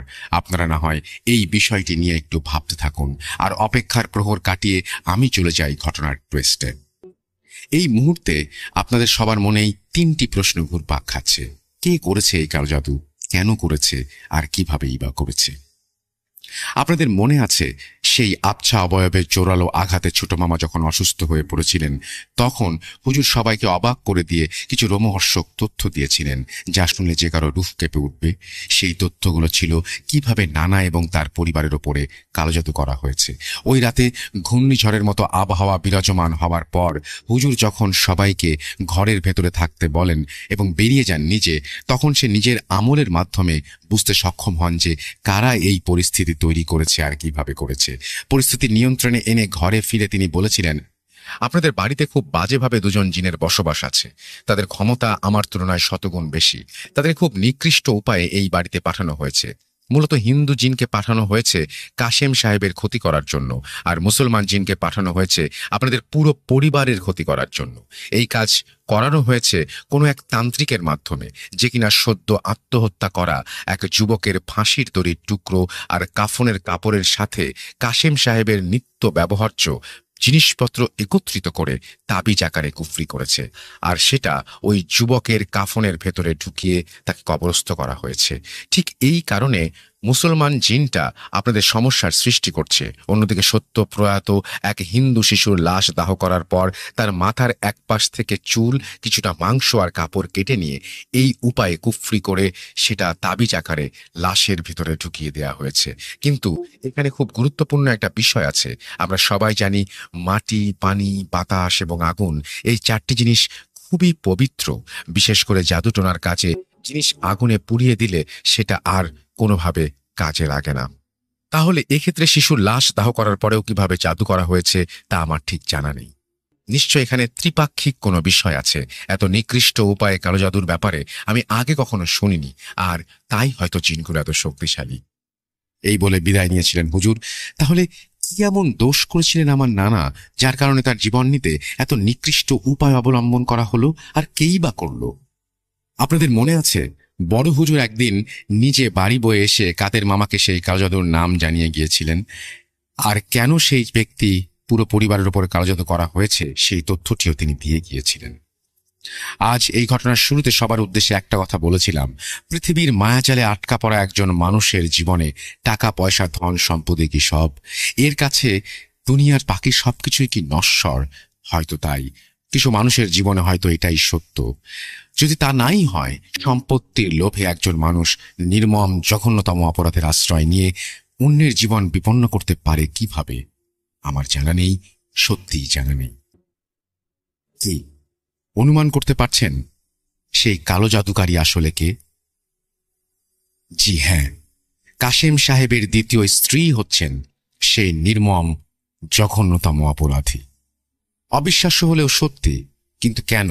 জায়গা জমি ভাগ বাটোয়ারা হওয়ার পরও তো তাদের মাঝে সবকিছু বেশ ঠিকঠাক ছিল, হঠাৎ এমনটা হবার কারণ কি? বলছি। বড় হুজুরের কাছ থেকে সেই কালো জাদুকারীর ব্যক্তির নাম শোনার পর কাদের মামা যেন নিজের কানকে বিশ্বাস করতে পারছিলেন না। আপনজনের কাছ থেকে এমনটা আশা করাও পাপ। আর যাই হোক, তাদের সাথে মামার পরিবারের কারোর কখনো কোনো প্রকার মনোমালিন্য বা বাক বিতণ্ডার মতো ঝামেলার সৃষ্টি হয়নি। তাহলে কোন রাগ অভিমানের ভিত্তিতে তারা এই কাজটি করবে, সেটাই যেন মামা ভেবে পাচ্ছিলেন না। বড় হুজুরের কাছ থেকে সব তথ্য সংগ্রহের পরই কিন্তু নানার অসুস্থতারও বাড়তে থাকে। তিনি আর দেরি না করে সেদিনই তার সৎ মায়ের সাথে দেখা করার জন্য রওনা দিয়েছিলেন। কাদের মামা আর তার সৎ মায়ের পরিবারের লোকদের মাঝে কি কথা হয়েছিল তা আমি ঘটনার মাঝে উল্লেখ করিনি, শুধুমাত্র ঘটনার টুইস্ট রক্ষার্থে। এবার না হয় সেই কথোপকথনে যাওয়া যাক। কাদের মামার সাথে তার সৎ মা, ভাই এবং বোনদের দেখা হবার পর তিনি খুব সম্মানের সাথেই কথা বলতে শুরু করেন। কিন্তু একটা পর্যায়ে কাদের মামা প্রথমবারের মতো তার সৎ মাকে মা বলে সম্বোধন করেন এবং বলেন, মা, আমি জানি না আমার আব্বা আর আমাদের পুরো পরিবারের মানুষের ওপর আপনার কিসের এত রাগ, এত অভিমান, কিন্তু একজন জগৎ জননী হয়েও আপনি এই জঘন্য কাজটি কিভাবে করতে পারলেন? শুধু একবার এসে আপনার এই ছেলের কাছে আবদার করতেন, আমার সামর্থ্য মতো সবকিছু আমি আপনার চরণে এনে দিতাম। কেন করলেন এমনটা? কি দোষ করেছিলেন আমার বাবা? কালো জাদুর মতো নিকৃষ্ট একটা কাজ করে নিজের ঈমানকে বিসর্জন দিতে আপনার একটুও বাধল না? মামার করুণ কণ্ঠে চাপা অভিমানের কথাগুলো শুনেও তিনি বারবার বিষয়টি এড়িয়ে যাবার চেষ্টা করছিলেন। যে কোনোভাবেই নিজে এই কুকর্মের কথা স্বীকার করতে নারাজ ছিলেন তিনি। একটা সময় মামা তাদের অনেক জোরাজুরি করেন বাড়ি এসে নানার সাথে দেখা করার জন্য, কিন্তু তারা কিছুতে রাজি হচ্ছিলেন না। পরবর্তীতে মামা নাচর বান্দার মতো তাদের চেপে ধরায় তারা বাড়িতে আসতে রাজি হন। তখনও পর্যন্ত বাড়ির কোনো ব্যক্তি জানতেন না আসলে কালো জাদু কে করেছে। তারা তিনজনই বাড়িতে এসে সরাসরি নানার ঘরে প্রবেশ করেন আর নানাকে দেখে তাৎক্ষণিকভাবে যেন স্তব্ধ হয়ে যান। কি অবস্থা হয়েছে মানুষটার! হায় আল্লাহ, ক্ষমা করো, তুমি ক্ষমা করো। এভাবেই ক্রন্দনরত অবস্থায় আর্তনাদ করতে করতে মেঝেতে বসে পড়েন কাশেম নানার দ্বিতীয় স্ত্রী। আর এই সুযোগে বড় হুজুর একটি কোরআন শরীফ হাতে নিয়ে ঘরে ঢুকে পড়েন। নানার দ্বিতীয় পক্ষের স্ত্রী সন্তানদের এই বাড়িতে নিয়ে আসার মূল পরিকল্পনা ছিল বড় হুজুরের, যা তিনি কাদের মামাকে আগেই বুঝিয়ে দিয়েছিলেন। এরপর বড় হুজুর সরাসরি তার কাছে গিয়ে জিজ্ঞেস করেন কেন তিনি এত বড় অপরাধের আশ্রয় নিলেন, কিন্তু ওই মুহূর্তে তিনি আবারও সবকিছু স্বীকার করতে নারাজ। সে সময় বাড়িতে উপস্থিত সবাই যেন হতভম্বের মতন তাদের দুজনের দিকে তাকিয়েছিলেন, কারণ কেউ বিষয়টি কল্পনাও করতে পারেননি। ঠিক তখনই হুজুর তাদের হাতে থাকা কোরআন শরীফ সামনে এনে সেটাকে ছুঁয়ে কসম কেটে সত্যিটা স্বীকার করতে বলেন। এরপর আর কোনো উপায় না পেয়ে সবার সামনে নানার দ্বিতীয় স্ত্রী স্বীকার করেন, হ্যাঁ, আমি সেই ব্যক্তি যার কারণে ওনার এই অবস্থা হয়েছে। ক্ষোভের মাথায় তখন আমি বুঝিনি এতটা জঘন্য কাজ এটি, কিন্তু আমি এটা করে ফেলেছি। তার মুখ থেকে কথাগুলো শোনার পর হুজুর জিজ্ঞেস করেন তিনি এই কাজ যে করেছেন কার মাধ্যমে করেছেন। তখন তিনি বলেন, জমি জমা ভাগাভাগির সময় সবাইকে সমানভাবে সবকিছু ভাগ করে দিলেও শেষ মুহূর্তে টুকের বাজারের জমির কোনো অংশ আমাদের দেয়া হয়নি। এটা অন্যায়। ওখানে তো কম পরিমাণ জমি ছিল না, তাহলে কেন আমাদের বঞ্চিত করা হলো? আমরা কি প্রাপ্য ছিলাম না? শুধু কি দ্বিতীয় পক্ষ বলেই আমাদের সাথে এমনটা করা হলো? কাদের মামা তার সৎ মায়ের কথা শুনে বলে ওঠেন, মা, আমি আপনার পায়ে পড়ছি, দয়া করে আমার আব্বাকে ক্ষমা করে দিন আর তার ওপর থেকে এই কালো জাদুর প্রভাবটা কাটিয়ে দিন। আমার আব্বা অনেক কষ্ট পাচ্ছেন। আপনাদের যা কিছু দরকার আমি দিতে রাজি। প্রয়োজনে এই বাড়িটি বিক্রি করে সেই টাকা রেখে আমরা অন্য কোথাও চলে যাব। শুধু আব্বাকে বাঁচতে দিন। একটা সময় কাদের মামার কথা শুনে সৎমা ডুকরে কেঁদে ওঠেন।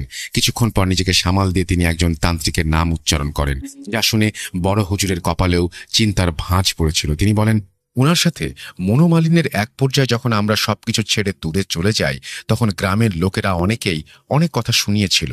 এদিকে সম্পত্তির ভাগ থেকে বঞ্চিত হওয়া আর অন্যদিকে গ্রামের লোকদের কাছে তাচ্ছিল্যের বিষয়টি আমরা মেনে নিতে পারছিলাম না। তাই মনের মধ্যে জমে থাকা ক্ষোভ থেকেই আমি সিদ্ধান্ত নিয়ে বসি, সিলেটের সেই তান্ত্রিকের সাথে যোগাযোগ করে মোটা অঙ্কের টাকার বিনিময়ে তাকে দিয়ে এই কাজ করিয়েছি। আজ বুঝতে পারছি আমি কত বড় অন্যায় করেছি, কত নিকৃষ্ট কাজ করেছি। তবে অবশ্যই আমি এর প্রায়শ্চিত্ত করতে চাই। আমি যাব সেই তান্ত্রিকের কাছে আমার স্বামীর ওপর থেকে কালো জাদুর প্রভাব কাটিয়ে নেবার জন্য। এরপর কাদের মামা তার সৎ মা আর সৎ ভাইদের সাথে নিয়ে তান্ত্রিকের আস্থানায় গিয়ে উপস্থিত হন। তারা সবাই যখন শিষ্যদের অনুমতি নিয়ে তান্ত্রিকের ঘরে প্রবেশ করেন, তখন তান্ত্রিক এক অট্টহাসি হাসতে হাসতে মামার সৎ মায়ের দিকে তাকিয়ে বলতে শুরু করেন, কে তুই এসেছিস? আরে তোর কাজ তো প্রায় শেষ হয়ে এলো, মাত্র কয়েকটা দিন, তারপর দেখবি তোর মনের আশা পূর্ণ হয়েছে। তান্ত্রিকের এই কথা শুনে সৎমা কাঁদতে কাঁদতে তার পায়ে পড়েন আর এই সবকিছু বন্ধ করে দিতে বলেন। তিনি এই জাদুর প্রভাব কারো ওপর খাটাতে চান না। তিনি নিজের ভুল বুঝতে পেরেছেন এবং সেই ভুলের প্রায়শ্চিত্ত করতে এসেছেন, এটা জানান। কিন্তু কাদের মামার সৎমায়ের এই কথায় তান্ত্রিক কোনো পাত্তা না দিয়ে চোখ বুজে বলতে থাকেন, এ আর সম্ভব না, কোনোভাবেই সম্ভব না। তোকে আগেই বলেছিলাম, যা করবি ভেবেচিন্তে করবি, পরে সে হাজার ধর্ণা দিলেও লাভ হবে না। যা যা যা, চলে যা। যাকে পাঠিয়েছি সে তার নিজের স্বার্থ হাসিল না করা পর্যন্ত কখনোই থামবে না। কেউ আটকাতে পারবে না ওকে, কেউ না। তবে নিজের ভুল বুঝতে পেরে স্বামী ও পরিবারের কথা চিন্তা করে তান্ত্রিকের পায়ে পড়ে সবটা ভিক্ষা চাইতে শুরু করেন কাদের মামার সৎমা। একটা সময় তান্ত্রিকের মন নরম হলে শুধুমাত্র পরিবারের ওপর থেকে কালো জাদুর প্রভাব কাটানোর একটা পন্থা বলে দিতে রাজি হন তিনি।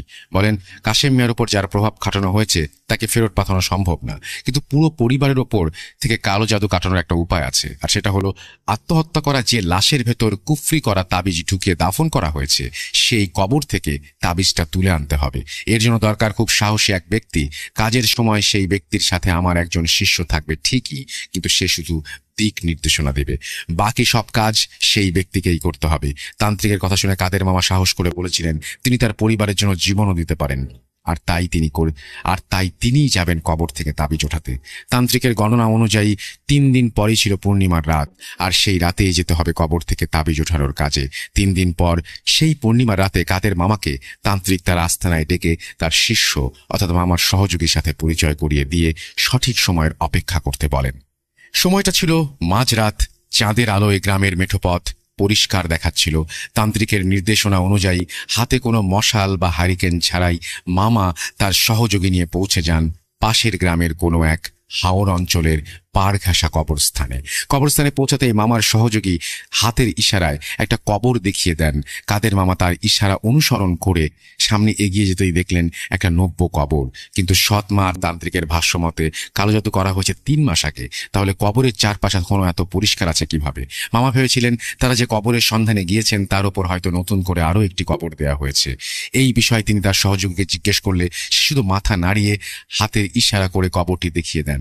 মামাও তার ঘাড়ের ওপর থেকে কোদাল নামিয়ে কবরটি কোপাতে শুরু করেন। কিন্তু এরপরেই ঘটে থাকে অদ্ভুত ঘটনা। প্রথমবার কবরে কোপ দেবার পরপরই ভূমিকম্পের মতো কবরস্থান কেঁপে ওঠে, আর চারিদিক থেকে শত শত কণ্ঠে বাঁচাও, বন্ধ করে দাও এসব শব্দ আসতে থাকে। কিন্তু মামা এর কোনো কিছুতে কর্ণপাত না করে কবর খোঁড়ার কাজ চালিয়ে যান। এক পর্যায়ে কবর খুঁড়তে খুঁড়তে যখন শেষ কোপটা কবরের ওপর বিছিয়ে দেয়া বাঁশের ফালির ওপর পড়ে, ঠিক তখনই কোথা থেকে শত শত কাক কা কা করতে এসে হাজির হয় সেই কবরস্থানে। মামা দেখছিলেন সেই অদ্ভুত আওয়াজগুলোর সাথে শত শত কাক যেন তাদের দুজনকে ঘিরে রেখেছে। তবুও তিনি কাজ থামাননি। কবরের ওপর থেকে মাটি সরিয়ে বাঁশের চটাগুলো আলাদা করার পর ভ্যাপসা গন্ধ বেরিয়ে আসতে শুরু করে। পূর্ণিমার আলোতেই তারা দুজন দেখতে পান রক্তাক্ত কাফনের ভেতর একটি লাশ পচে গলে দুর্গন্ধ ছড়াচ্ছে। কাদের মামা এসব কিছু তোয়াক্কা না করে সোজা কবরে নেমে পড়েন, আর পচা গলা লাশের ভেতরে হাতে খুঁজে পান সেই তাবিজের পুটলি। কবরের ওপর থেকে সব সরিয়ে কবরে নেমে আর তাবিজটা ওঠানো পর্যন্ত সবকিছুই ঠিক ছিল। কিন্তু বিপত্তি ঘটে তখনই। মামা যখন তাবিজটি নিয়ে উঠে আসতে চান, কবর থেকে এক হাত উঁচিয়ে তার সহযোগীর কাছে সাহায্য চাওয়া মাত্রই তিনি অনুভব করতে থাকেন শক্ত আর ধারালো কোনো বস্তু তার পায়ের সাথে আটকে গিয়েছে। তাড়াহুড়ার মধ্যে বিষয়টি বুঝতে না পেরে তিনি কোনোভাবে কবর থেকে বেরিয়ে আসতে পারছিলেন না। তার সহযোগীও হাত ধরে তাকে টেনে তুলতে পারছিলেন না। এই সময় মামার নিচে আবার পায়ের ওপর হাত রাখেন। তখন হঠাৎ করে যাদের স্পষ্ট আলোতে দেখতে পান সেই কাফনের ভেতর থেকে রক্তমাখা একটা হাত তাকে চেপে ধরেছে। এই দৃশ্য দেখে মামা জোরে একটা চিৎকার দিয়ে সহযোগীর কাছ থেকে সাহায্য চাইলে কবরে থাকা সেই লাশ তাকে যেন আরো টেনে নিয়ে আসতে থাকে। কোনোভাবেই সে কবর থেকে উঠে আসতে পারছিল না। তার সহযোগী কোনো সাহায্য করতে পারছিলেন না। একসময় আল্লাহর নাম নিয়ে নিজের শরীরের সমস্ত শক্তি খাটিয়ে শেষবারের মতো কবর থেকে উঠে আসতে সক্ষম হন। কিন্তু কবর থেকে উঠে আসতে তাড়াহুড়া করে সেটাকে মাটি চাপা দেবার সময় লক্ষ্য করেন তার বাঁ পাশের হাঁটুর নিচের অংশের মাংস ছিঁড়ে গেছে আর সেখান থেকে অঝরে রক্ত পড়ছে। তিনি কোনোভাবে নিজেকে সামলে রাশটা কবরের মাটি চাপা দিয়ে আল্লাহর কাছে দোয়া করতে করতে বলেন, হে আল্লাহ, আমি জানি অনেক বড় পাপ করে ফেলেছি, কিন্তু এই দুনিয়াতে আমার আব্বাই আমার কাছে সবকিছু, দয়া করে আমাকে ক্ষমা করে দিও। আমি জানি না এভাবে লাশ উঠিয়ে শুধু মাটি চাপা দেওয়া কোনো সমাধান কিনা, কিন্তু তুমি আমাদের সবাইকে ক্ষমা করে দিও। এই বলে মামা তার সহযোগী নিয়ে তান্ত্রিকের আস্তানায় রওনা দেন। ততক্ষণে তার সহযোগী নিজের গায়ে পেঁচানো একটা চাদর ছিঁড়ে মামার পায়ে লাগিয়ে রক্ত বন্ধ করে ফেলেছেন। ফেরার পথে মামা দেখতে পান হাজার হাজার কালো অবয়ব তাদের পেছনে আসার চেষ্টা করছে, কিন্তু কোনো এক অদৃশ্য শক্তির কারণে তারা এগোতে পারছে না। এরপর মামা তার সহযোগী তাবিজটি নিয়ে তান্ত্রিকের কাছে পৌঁছালে বিভিন্ন মন্ত্র পড়ে তান্ত্রিক সেই তাবিজটি খোলে আর সেটা থেকে শার্টের একটা অংশ বের করে মামার হাতে দেয় আর মামাকে বলে শার্টের অংশটা বাড়িতে নিয়ে যাওয়ার পথে কোনো পুকুরে ফেলে দিতে। ঠিক এভাবেই কাদের মামা তার জীবন বাজি রেখে পুরো পরিবারকে রক্ষা করেছিলেন সেই রাতে। এই যাত্রায় আল্লাহ রহমতে বাড়ির বাকি সদস্যদের জীবন বাঁচাতে পারলেও তার বাবার জীবন বাঁচানো সম্ভব হয়নি, যা নিয়ে আজও আফসোস চলছে। কি ভাবছেন ঘটনা এখানেই শেষ? নানার লাশ দাফনের মাসখানেক বাদে কি ঘটেছিল সেটা জানতে চাইবেন না? নানার মৃত্যুর পর কালজাদুর প্রভাবটা কি আদৌ কেটে গিয়েছিল? এবার না হয় ঘটনার শেষ টুইস্টে চলে যাওয়া যাক। 21 জুলাই 2008, বর্ষাকাল। এমনই এক বৃষ্টি স্নাত দিনে নানার কবরের পাশে বসে কোরআন তেলাওয়াত করছিলেন তার দ্বিতীয় স্ত্রী। বড় হুজুরের কথা মতো কবরের পাশে সবসময় একটা করে মোমবাতি জ্বালিয়ে রাখা হতো। সেদিনও জ্বলছিল। ঠিক এক দমকা হাওয়ায় নিভে যায় সেই মোমবাতি। কোরআন তেলাওয়াতের এক পর্যায়ে বিষয়টি লক্ষ্য করে কোনো এক রুকুতে আটকে পড়েন তিনি। কোরআন শরীফ পাশে রেখে মোমবাতি জ্বালানোর জন্য ম্যাচ বাক্স হাতে নিতেই বুঝতে পারেন ওটা খালি। তাই সময় নষ্ট না করে তাড়াতাড়ি রান্নাঘরের দিকে ছুটে যান নতুন ম্যাচ বাক্স নিয়ে আসার জন্য। কিন্তু ফিরে আসার পর তার জন্য যে দৃশ্য অপেক্ষা করছিল তা তিনি কখনো কল্পনাও করেননি। রান্নাঘর থেকে ফিরে এসে দেখতে পান পুরো কবরটাই যেন কেউ রাগে ক্ষোভে দুমড়ে মুচড়ে দিয়ে গেছে। মাত্র কয়েক মুহূর্তে এই ঘটনা ঘটে যাওয়া অসম্ভব। এই দৃশ্য দেখে তিনি চিৎকার দিয়ে মাটিতে পড়ে জ্ঞান হারিয়ে ফেলেন। তার চিৎকার শুনে বাড়িতে সবাই ছুটে আসলে এই দৃশ্য দেখে নির্বাক হয়ে যান।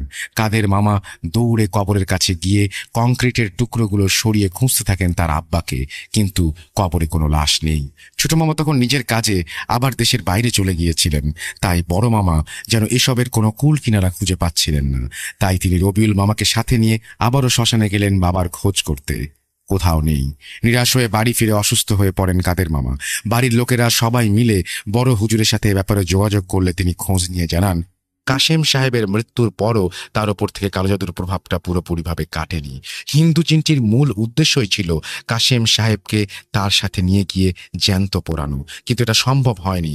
তার মৃত্যুর পর অনেকভাবে জিনকে আটকে রাখার চেষ্টা করা হয়েছে, এতে করে সে আরো ক্ষুব্ধ হয়েছে। আর তাই মোমবাতির নিভে যাওয়া এবং কবরের পাশে বাড়ির মানুষের অনুপস্থিতির সুযোগ নিয়ে সে কবর ভেঙে লাশ বের করে নিয়ে গেছে। সে নিজের স্বার্থ হাসিল করেছে আর আব্বার লাশ নিয়ে গেছে। এবার অনেক দূরে গিয়ে ঘাঁটি গেড়ে সেটাকে দাহ করছে, যেন আপনারা কেউ তার খোঁজ না পান। আমি বলবো আজকের পর থেকে আপনাদের সব বিপদ কেটে গিয়েছে, আর কখনো জিন আপনাদের কোনো ক্ষতি করতে ফিরে আসবে না। প্রিয় লিসেনার্স, এই ছিল আমার বন্ধু হাসানের পাঠানো ঘটনা আর তার বন্ধু রহিমের নানা এবং পুরো পরিবারের সাথে ঘটে যাওয়া এক মর্মান্তিক ও রোমহর্ষক ঘটনা। ঘটনার সময় রহিমের বয়স ছিল আনুমানিক 11 বছর। আর ঘটনা শোনার পর আমি হাসানকে জিজ্ঞেস করেছিলাম, এত কিছু হয়ে যাবার পরেও রহিমের নানার দ্বিতীয় স্ত্রীকে সবাই মেনে নিল? কিভাবে বিশ্বাস করতে পারল একজন মানুষকে? হাসান হেসে উত্তর দিয়েছিল, মানুষ এমন।